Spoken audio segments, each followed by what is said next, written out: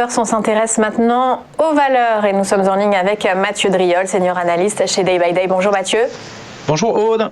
Alors on commence ce matin avec De Richebourg. L'entreprise a présenté ses résultats en fin de semaine dernière, résultats annuels. Ils ne sont pas si mauvais que ça. Est-ce que ça a rassuré les investisseurs ?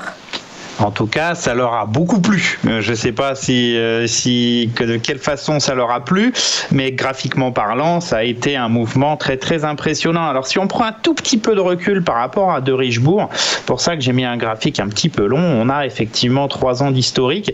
On constate que depuis 2018, en fait, on a eu 2 phases. Une grande phase de baisse régulière, constante, plutôt puissante. On passe de 8,50 à quasiment 2 euros en mars 2020. Succession de creux et de sommets descendants. Alors certes, le mouvement avait ralenti depuis 2019.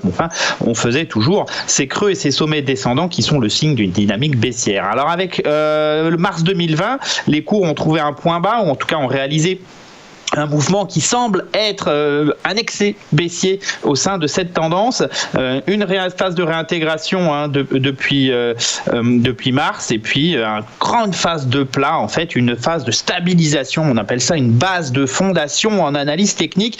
Les cours digèrent tout simplement la longue phase de baisse, et plus récemment au mois de novembre, ils ont réussi à franchir un premier niveau à 3,09. Vous voyez 3,09, qu'est-ce que c'était ? C'était le sommet de juillet. Pour la première fois depuis des semaines, des mois, voire des années, le titre franchissait quelque chose d'intéressant. Gap haussier ensuite à la parution, franchissement de 3,70, là c'est un niveau qui est encore plus conséquent. Vous voyez ces 2 tests en 2019 et début 2020, donc on accélère et puis le mouvement s'amplifie. On est véritablement sur une phase de retournement très très forte. La problématique ici, c'est comment réussir à traiter ce type de mouvement. Eh bien, il faut accepter, si on veut rentrer là-dedans, soit d'avoir un stop très important. Le tout premier support, c'est 3,42. On vaut 4,60 à l'heure actuelle.